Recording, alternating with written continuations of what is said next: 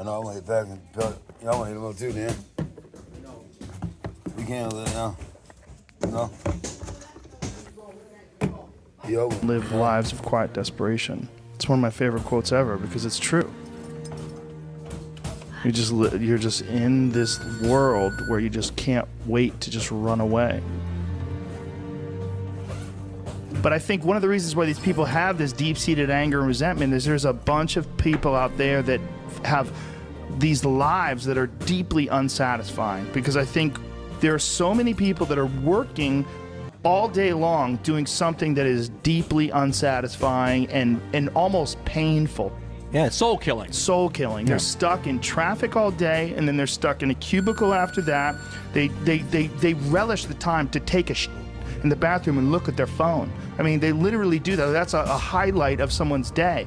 They get in traffic on the way home. They get home after that, they're watching television, and they're... If people have a regular day job, if you could just find some one thing that you do as a passion project and just keep building on it, just keep watering it, keep adding fertilizer, keep giving it attention, keep giving it focus, and you can escape. You can escape, and you can be self-serving. You could be okay. You're gonna be okay.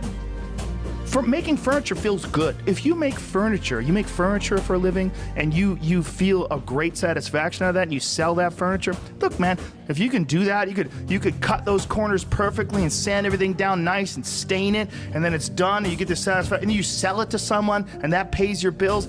That is infinitely more satisfying than being stuck in some fucking cubicle working for someone that you don't want to work for, having to have these stupid fucking office meetings, talking to people in human resources, sitting down with your supervisor where they evaluate your job performance, and you're not really, you really need to be enthusiastic about this company. This company is your future. This kind of you're like, fuck, kill me now. There's a lot of people out there that would way rather do something else, and I hope they understand that they can. And people that are trapped in bad situations, one of the problems is you feel like this is your future. You feel like you're fucked and you can't get out of that. There's no hope. There's no light at the end of the tunnel. There's no rainbow. And if you feel like that, that alone can be incredibly defining and limiting.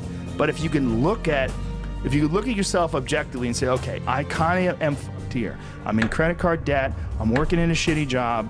I don't like what I'm doing, but I have some ideas.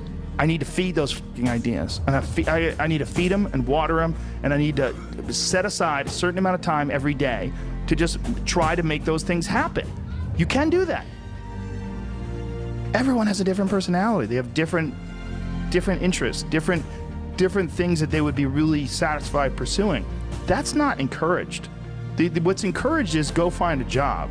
What's encouraged is go find some place that you can shove yourself into. Go find a square hole that you can stick your round peg and just fucking jam it in there and shave down the top and the bottom so you slide in with all this extra space on the sides and feel like shit for the rest of your life, because you need a job, because you're in debt, because you have credit cards, because you have student loans, because that's what everybody does. And so you do it too.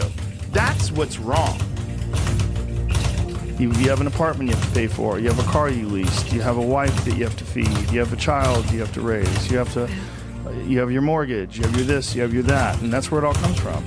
Well, the opportunity takes place usually when you're young and you don't have any responsibility. That's when you have your options. Well, your options are severely limited the more you gather responsibilities. Like, if I had to, as a 51-year-old father of 3, married man, pays taxes, has a house and a mortgage and a business and all that jazz. If I had to quit everything now and struggle the way I struggled as a stand-up comedian, it would never work. But the only way I could be this person now is if I took that chance when I was 21, when I was dead broke and had my cars repossessed and all that stuff. That's the only way you ever get where you want to go. You have to take a path that's dangerous. And most people want to take the safe path. And the safe path leaves you stuck in quiet desperation. Almost every time. It's hell. It's hell.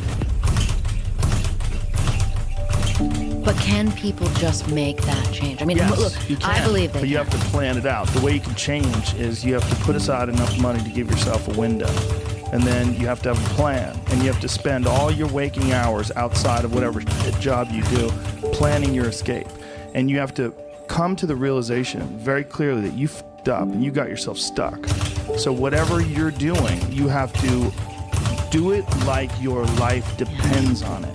And whether it is you're trying to be an author, and if you're gonna try to be an author and you're working 8 hours a day plus commuting plus family responsibilities or whatever else you have, whatever time that you have to attack like you're trying to save the world. You're trying to save your life. You don't want to drown. That 1.5 hours a day that you have to write, God damn, you better be caffeinated and motivated. You gotta go. You gotta get after it. And you gotta have discipline. Most people don't have those things. Most people don't understand what it's like to really go for something. And to know that the consequences of not doing that are horrific.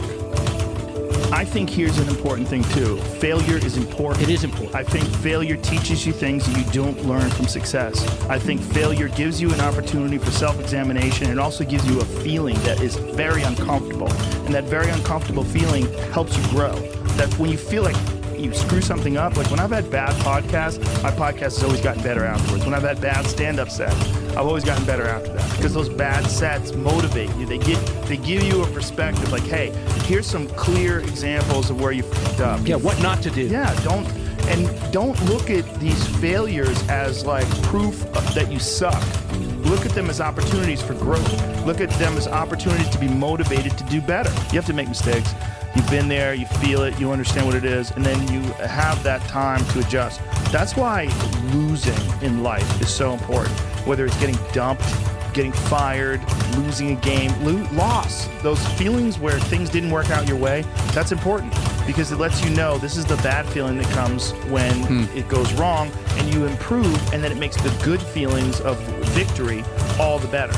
And I mean that, in a relative sense, like even getting good at something. Forget about victory, like making a terrible book that gets rejected by every publisher, and then writing a really good one, and people accept it, and you're like, I got better. Yes. Like that feeling. Interesting, yeah. Those feelings of failure are really critical for your motivation. You see an old person walking down the street, you go, oh, that person's always been an old person. No, that was a baby. That was a baby that became a 90-year-old man. There's a progression that you're not witness to. You don't see it. And that takes place in everything. It takes place in authors. It takes place in comedians and musicians. There's a starting point, and then with time and focus, and as long as you reevaluate and reassess and constantly objectively look at what you're doing and then pursue it with passion and focus, you get better at things. Don't be scared of failure. I think failure is awesome for you. And that's one of the reasons why, like I said, I like doing things that I suck at. I just feel like people need inspiration and they need guidelines. And if as long as you could just start moving, just get action, like just movement.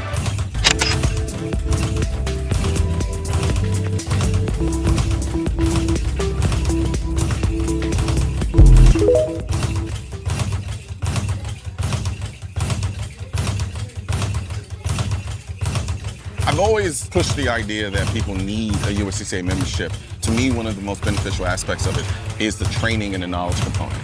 Because I think a lot of people tend to undervalue the training and the knowledge aspects that come with carrying a firearm and being able to protect the family. As long as you could just start moving, just get action, like just movement. So for a few months, I was staying with my grandmother, who was on death's door. She lived like a year or so after I moved out, and she wasn't really aware of me anymore. She was not quite there anymore. And my grandfather, who was struggling to take care of her and just seemed sad.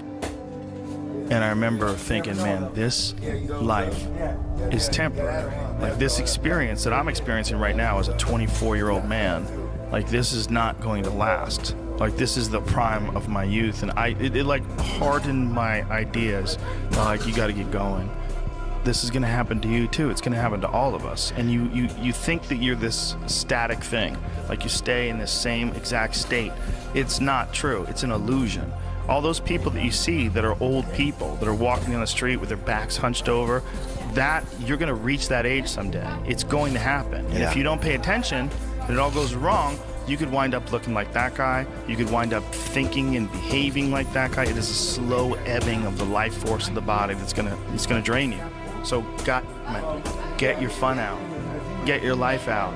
Just live. You gotta live. It's fucking coming. And you gotta remember, because if you don't remember, you're gonna sleep in. If you don't remember, you're not gonna get anything done. If you don't remember, you're not gonna have the same focus and determination that you would have with the understanding this is a temporary experience.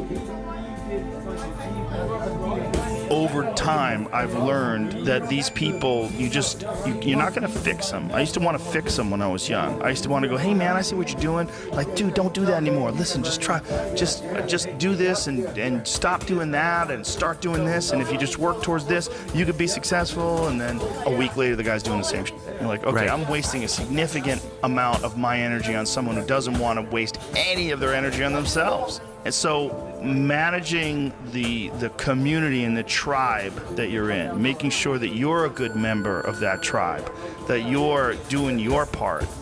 When you're around happy, inspirational people that are successful, it makes you feel better and you get inspired. And if you act on that inspiration, your life will be more fulfilled. And it's not just inspirational in terms of financial success, but in terms of doing difficult things, whether it's running 100 miles, it doesn't pay you a thing other than the wealth of the knowledge that you can push yourself to such an extreme, or anything else, whether it's someone who becomes really good at playing chess or someone who's really good at martial arts or whatever it is. There's a great feeling in these overcoming these difficult things.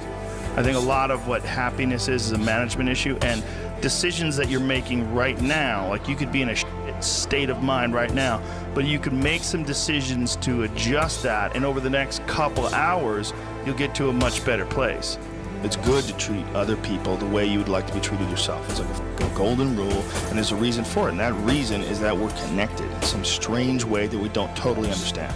And unless you are good to other people around you, unless you're kind and friendly and warm and loving, you're not going to fucking enjoy this life. You're just not.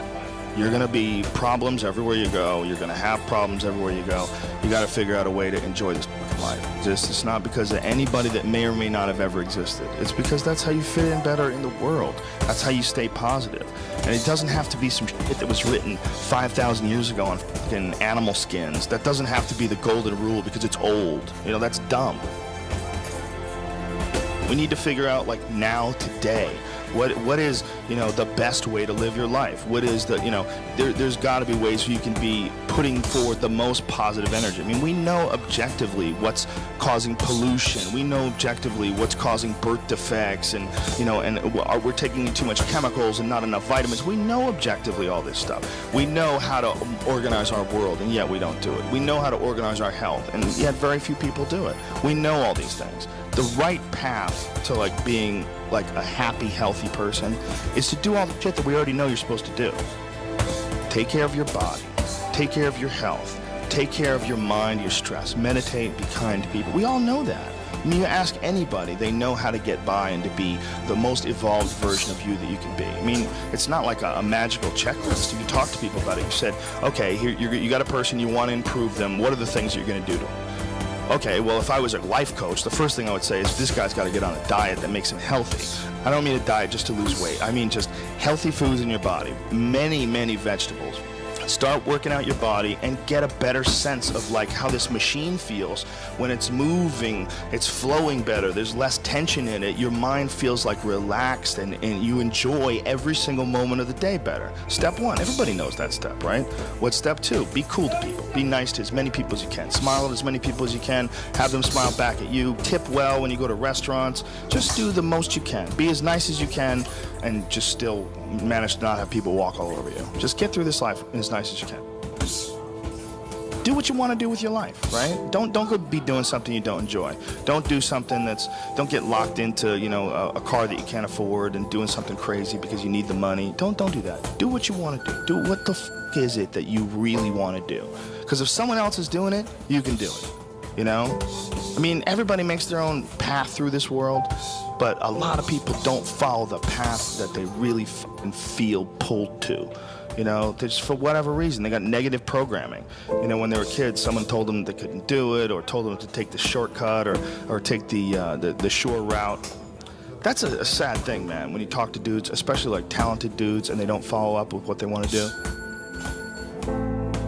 You know, it sounds like really hippie, but true happiness comes from making other people happy. True happiness comes from being around happy people and enjoying each other's company.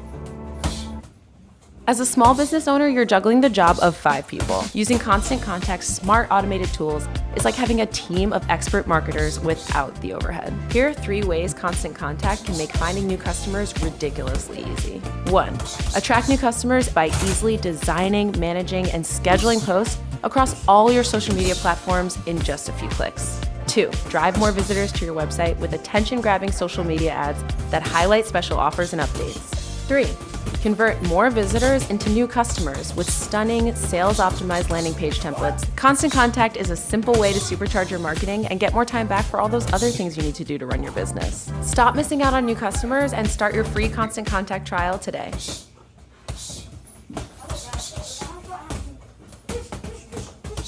Price drop alert. Men's fashionable accessories on Temo with great discounts. Trendy design. Excellent quality. Perfect for any occasion. Enjoy free shipping and free returns for new users. Hurry, limited stock, great deals.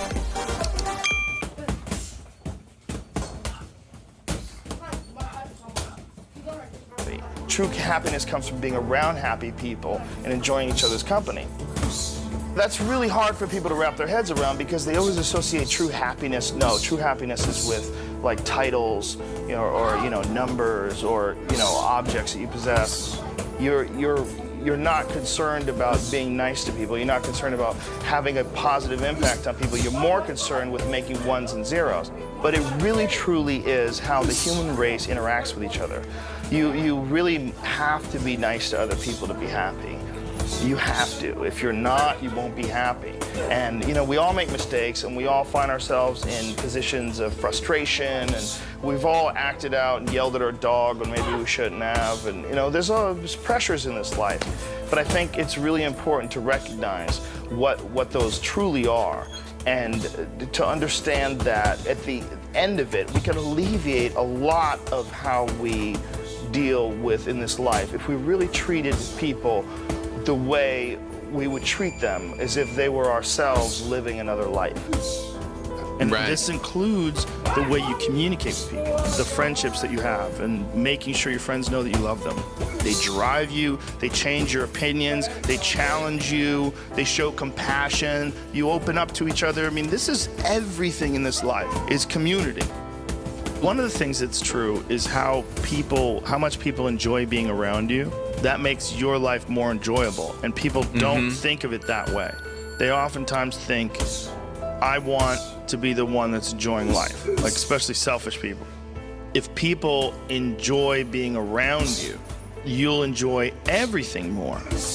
The solo effort of going through life, a narcissistic perspective, one of the major problems with that is there's no one to share it with, because you're all out for yourself. Even if you get there, you're gonna be filled with sadness and despair. It's not what you want. What you want is to be happy, right? Well, I know you think that you have to be all about yourself to be happy, but in fact, that is a way to ensure unhappiness regardless of success. That's right. You can have a $100 million house and a private jet. If you don't have love, you don't have anything. You're missing the key ingredient. It's like having cement but not having water. You have nothing. It's just hard for people to understand that there's techniques, and there's strategies, and there's philosophies that can help you steer through this world with a happier life.